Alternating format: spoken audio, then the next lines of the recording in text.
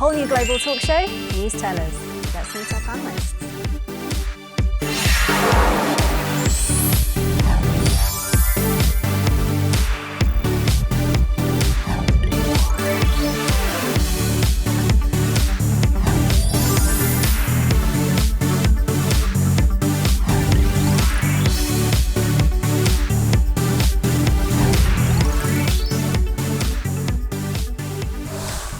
Did you enjoy the long Chuseok holidays? Oh yeah, Fantastic. It was One of the great. Best Chuseok I ever had. It's always a very nice time of year in Korea. Indeed, indeed. Well, in Korea, we usually have a family gathering at Chuseok, or the Korean Thanksgiving holiday. But for some people, unfortunately, this is just a distant dream. They haven't even seen their family for decades. So let's have a look at this news story.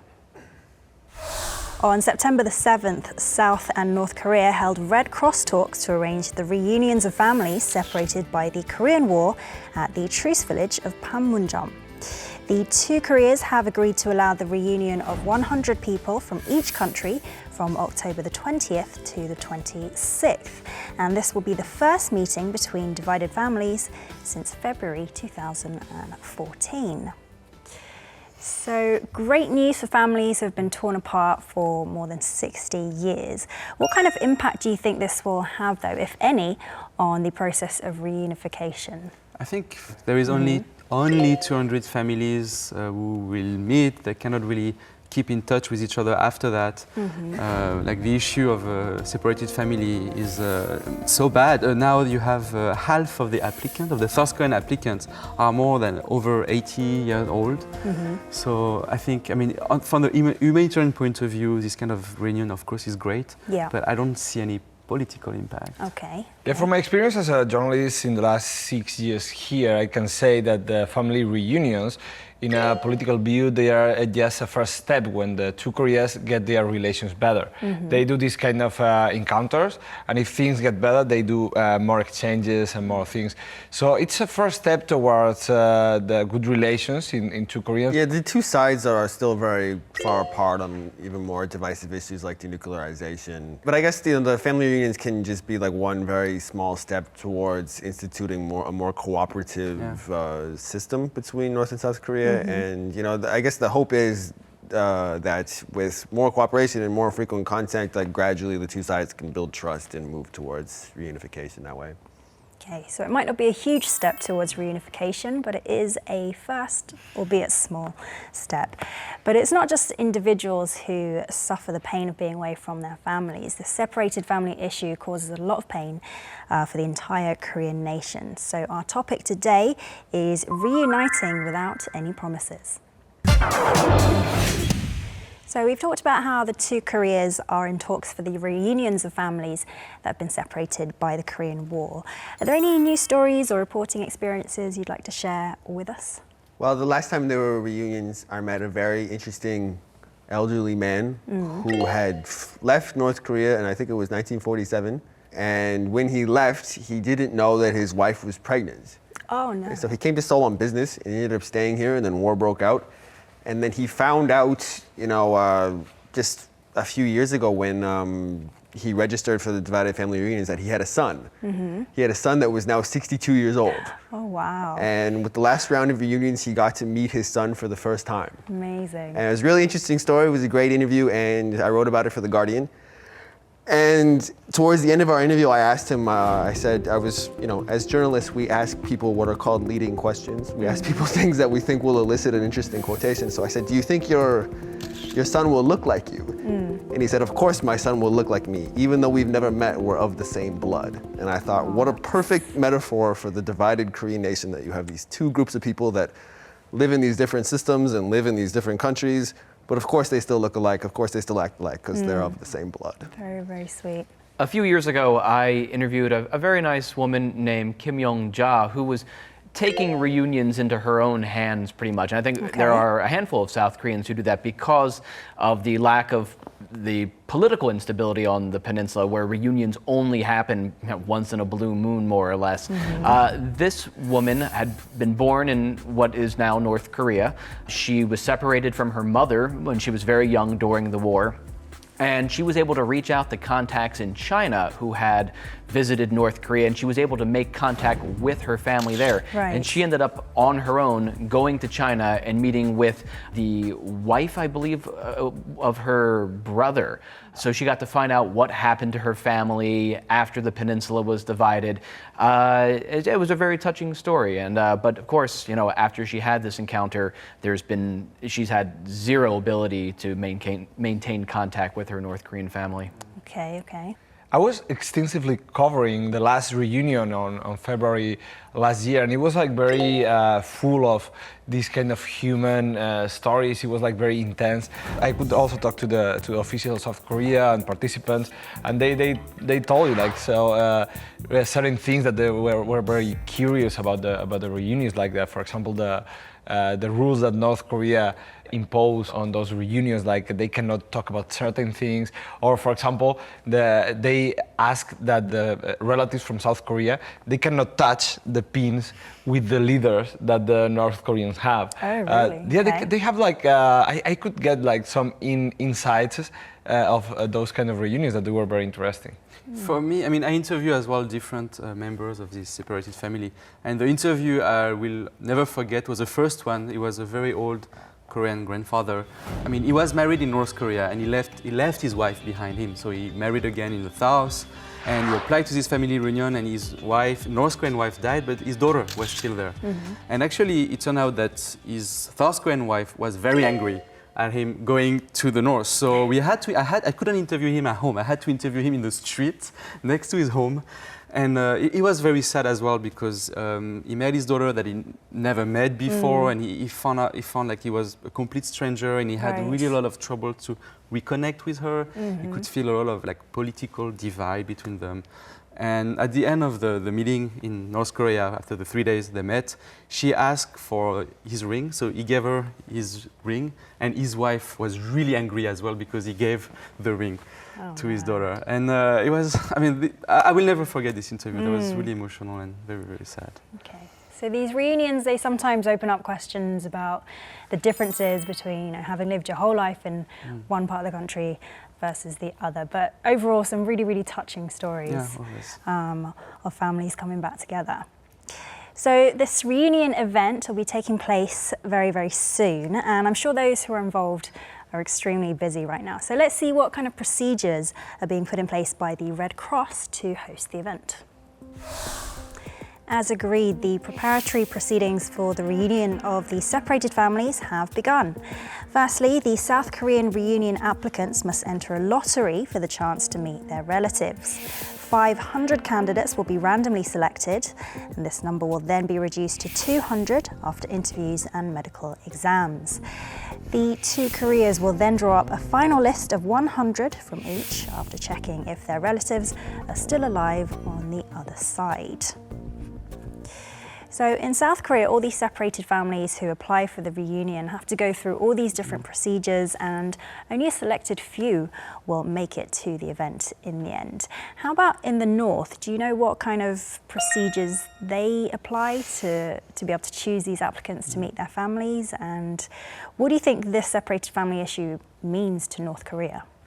Well, North Korea has a body that's sort of the equivalent of the Red Cross. Mm-hmm. And I think a lot of what they do must be similar in terms of like checking the participants' health and checking if their relatives are still alive in South Korea. But what they probably get is a lot of ideological screening too. They get prepared in advance, and they probably get told that there's a lot of things that they can't talk about, and they can't share certain kinds of information, or they can't ask certain kinds of questions and things like that. There is a notion about how North Korea lets any of its citizens go outside, that they have to be very trusted to the regime, they have to come from more of an elite background. Like, I don't think the North Korean version of the Red Cross is going to set up, a family from Hamgyeongbukdo, like in the far north, an area that has been kind of mistrusted in North Korea, more impoverished, would allow a family from there to meet up with their considerably more wealthy counterparts, relatives from South Korea. So I think there's a lot of political kinsmanship that goes into the selection process as well. Yeah, I think it's important to remind that. I think it's a lot of burden for North Korea because for the regime they want to isolate the population as much as possible. So for them it's a lot of work to screen the people, to check that they will not say anything wrong. I'm sure, I heard that before participating, the North Korean members, they have to go through a lot of ideological education before and after to be sure that they're not contaminated ideologically. So I think that's one of the reasons why, of course, the North Korean regime has no humanitarian concern at all. They don't care about the humanitarian aspect. So I think that's why they're so reluctant to organize this meeting on a daily basis, because for them it's a lot of work. With that all said about North Korea, I think the South Korean Red Cross, if not the government here, does a lot of coaching with the South Korean participants too. Not to the extent of North Korea, I'm sure, but there's certain things that they can't talk about just because it would really damage the atmosphere or put into jeopardy the future of reunions if you had South Koreans going there and saying, what you've grown up learning is a lie, it would, for the sake of holding future reunions, I think South Korean participants are limited to what they can talk about. But it's more like guidelines they would give them. Sure, On the north side, it's like they're not gonna face punishment when they come back here, right? It's like full brainwashing session. That grandfather that I interviewed before the reunions, I spoke to him again when he came back, and I was really trying to get from him, in very nosy reporter style, I was really trying to get from him like what they talked about and like what details his son shared about his life in North Korea. I wanted to do what I could to in this follow-up story that I wrote, draw a contrast between what the father's life was like because he grew up in the South, and then what his son was like. But he really was not budging on. He'd clearly been coached, don't tell the reporter this and that, don't talk about these things. And after a while, he just sort of grew tired of my questions. But from my understanding, the South Korean participant of these family reunions I interviewed knew instinctively that things that better be left out. Yeah. I don't really think they really need guidelines. I know that if they start to bring political issues, they would spoil. So it's not just a matter of individual families anymore. No. The two Koreas get involved, it gets very political. So do you think we should see the separated family issue as simply a political means, or are we talking about the basic human rights of these families? Well, I think it's impossible to have it be a one or the other question. Of course, there's a very obvious and very potent humanitarian and emotive element to this, and we're talking about people, loved ones, blood relatives who have been forced to spend decades apart. But when it comes to any kind of moving across borders and policy decisions, there's an inevitable political element to it. Inevitably, the two sides have to sit down and come to some kind of agreement about the policy matters and the legal aspects of things. Okay. I think we all know how North Korea feels about human rights, so it's not a concern for them. And I think these reunions happen so infrequently, it is completely political from the North Korean side. I've spoken to officials at the Red Cross before who say they are constantly requesting family reunions. But in this situation, North Korea has all the power. Right. They've always taken place, the face-to-face reunions have always taken place in the North under North Korean conditions. There have been requests to have reunions here in South Korea. They've been denied. And it's only usually after a period of tensions on the peninsula when things cool down that North Korea offers these reunions, and they've postponed them before suddenly. So it's for North Korea at least, it's completely political, the reunions. Right. The fact that North Korea refused even exchange of letters, phone calls, video calls, that's a huge human rights violation. They should have the right, the freedom to communicate with each other. So you think North Korea is not really interested in tackling the issue in itself? Oh no, for them it's just a as political tool. means to get concessions, to maybe engage in dialogue and to Bargaining try to chip. Right. So, exactly. The one common thread that runs through pretty much everything the Pyongyang regime does is wanting to maintain their power, wanting to stay in power, and not wanting to do anything that might undermine their control. Right. And if you free up everybody in North Korea to kakao or email or send letters with their relatives, of course that would be a great thing. It would allow these people to get to know each other again. But that brings in a whole bunch of information and a whole bunch of ideas that runs contrary to the official propaganda line in North Korea. Okay. Yes, that's the political background. So that's why I think that as a journalist, normally the human stories are much more interesting because the political background is always the same thing. And North Korea is working the same way all the time, and the political repercussions of the family reunions are normally not that big, and it depends on other factors, how the relations of the two Koreas are gonna keep. So for us, it's really, really nice to go there and talk to the families and see which human stories are behind that fascinating episode of history of the Korean War and the progression of the two Koreas, the different progression over the time after the Korean War. Unfortunately, we as foreign journalists are not allowed to actually attend the reunions when they happen for various reasons, including the fact that they take place in North Korea. So I think as a member of public, and perhaps as journalists yourselves, we like to paint this rosy picture of these reunions. We like to just think of the human aspect of it, but from a political point of view, it is a very contentious issue as well.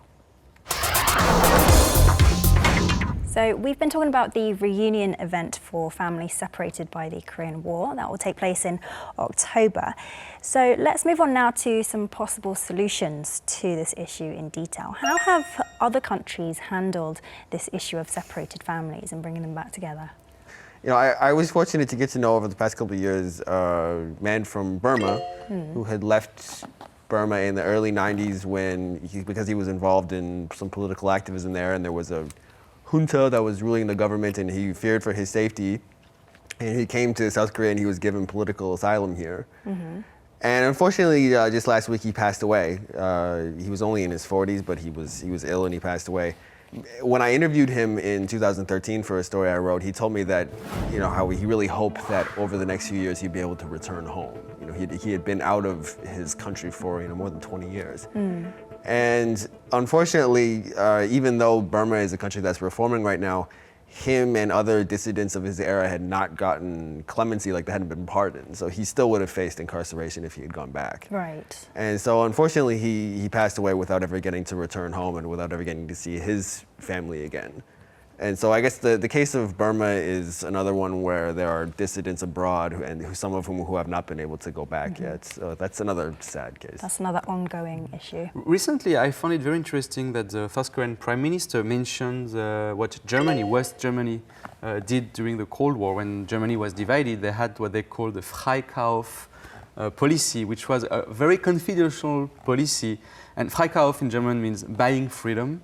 And they were literally giving money to East Germany to bring back political prisoners.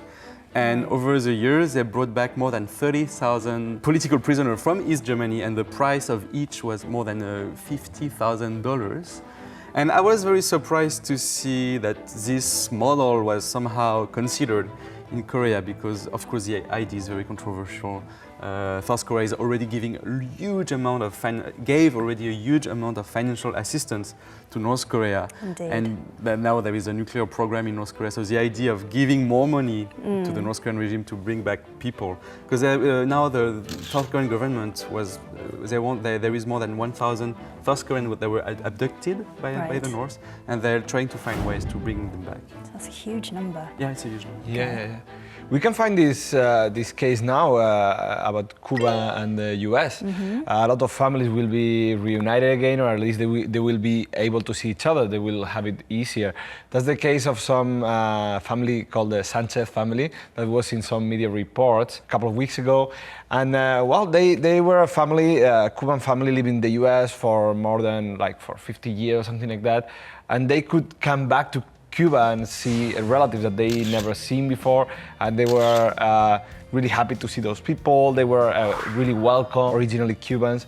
So we will see those happy stories a lot now that the relations between Cuba and the US got normalized. Taiwan and mainland China have had a similar relationship as to North and South Korea, although I don't think Beijing and Taipei were ever as cut off as the peninsula here is.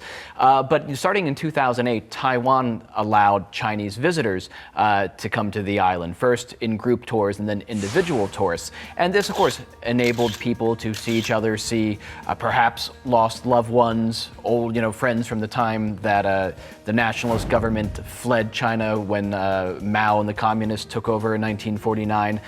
Taiwan still has a cap on how many Chinese visitors can come. It's only about 5,000 individual tourists a day and about an equal amount of tour package tourists. But I think this could serve as a better model for the Korean peninsula when relations hopefully improve at some time.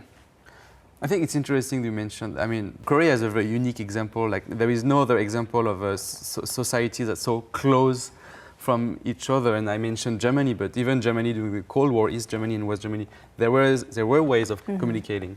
And it's difficult to find models outside for Korea because North Korea is so isolated. Indeed. So I think bringing back together separated families is always a difficult issue, even hearing some of your examples. And it's not always successful, but I think it is a first step.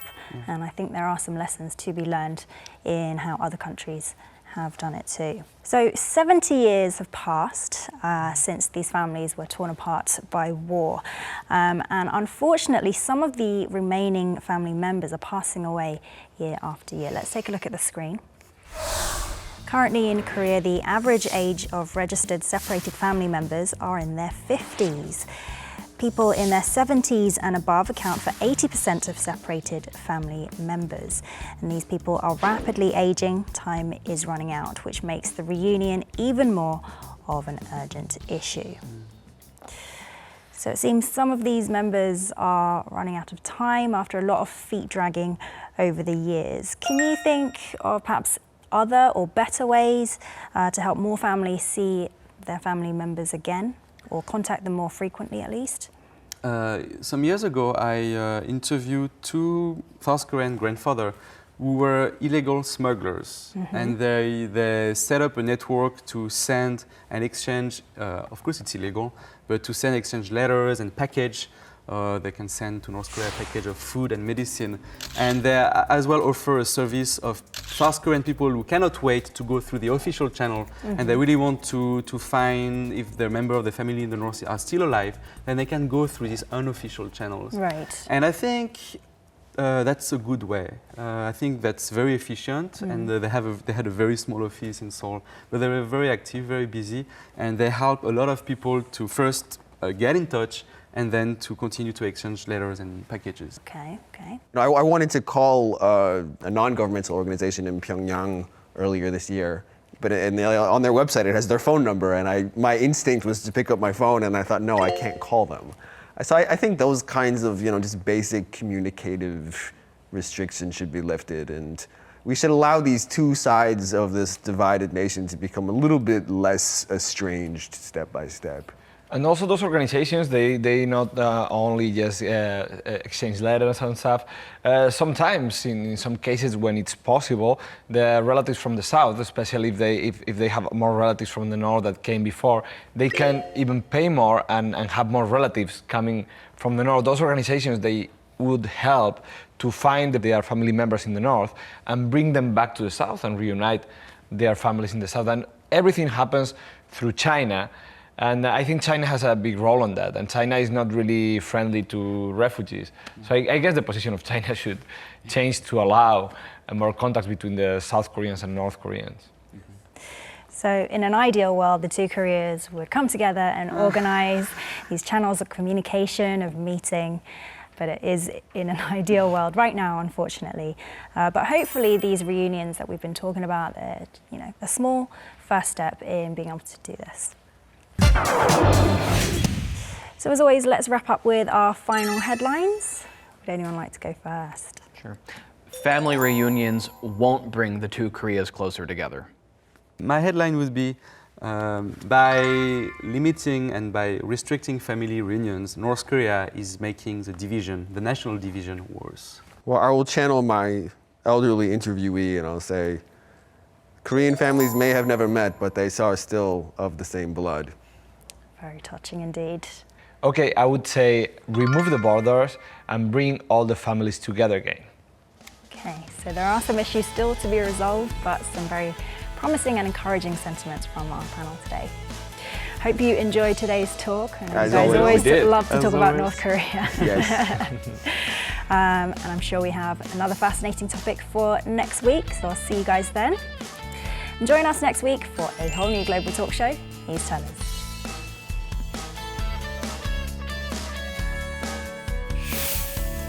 We will be open for any opinions or requests on our official website as well as our Facebook page.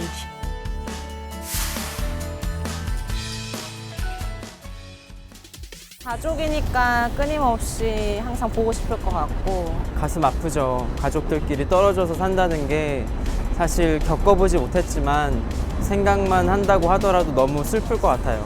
서로 교류를 통해서 하나씩 좁혀질 수 있다고 하면은 그게 다시 이제 한 나라로 이루어지지 않을까 생각합니다. 6.25 전쟁 때문에 내가 제가 헤어진 건데 뜻하지 않게 헤어진 상황인데 이산가족은 찾아준다고 옛날처럼 이산가족 상봉 프로그램 그런 거라도 했으면 좋겠어요, 저는.